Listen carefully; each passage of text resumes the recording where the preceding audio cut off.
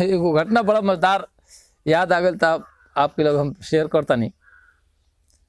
एक जना बड़ा मित्र, अब नाव तो उनके नाई रखब, मित्र कह सकल जाए। 6-7 दिन से ओके भोजपुरी में कहल जाता, ओके पोकिया मारल कहल जाला, का पोकिया दिल।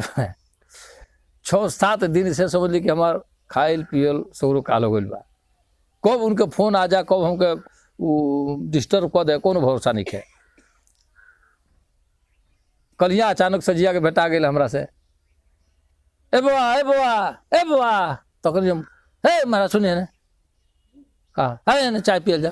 चाय तो वे पी कर ए आई तेरी बेटी एगो और चाय पी ली। ए मारा चाय ए बैठी महाराज ने कहो कुछ बतिया बताई, अपन बतिया तकलीफवा का बा। कल रो चैनलवा से अरे हम बादशाह प्रेमी ऑफिशियल वाला चैनल देखे रहा, चैनल बटले बटे उस पर हमारे फोटो खींच के तन डाल देती। तो हम कहा ना कि फोटो कहो तो वीडियो बना दी, फोटो में कौन बड़ा चीज़ बा। अरे ये बतिया रुआ सर रोज कहते फोटो बना दी, वीडियो बना दी, फोटो बना दी, वीडियो बना दी। एगो फोटो डाल देते हम, हाईलाइट हो जाती। काहे हो अगला चुनाव हमारा लड़क प्रधानी के चुनाव, ठीक बटे लड़ो कौनो हमारा इतना थोड़ा ना बटे।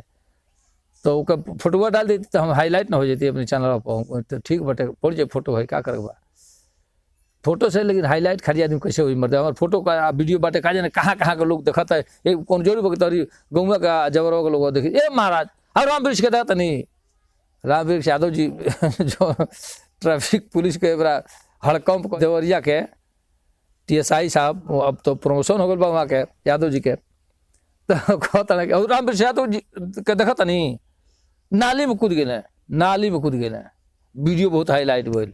रुआ खाली वीडियो बनावे के तैयार हो गई तो कहीं तो रुआ नाली में, कहीं गड्ढा में, कहीं है नदिया पे हम कूद के अब लगा साफ करे, अब लगा कूद के में साफ करे।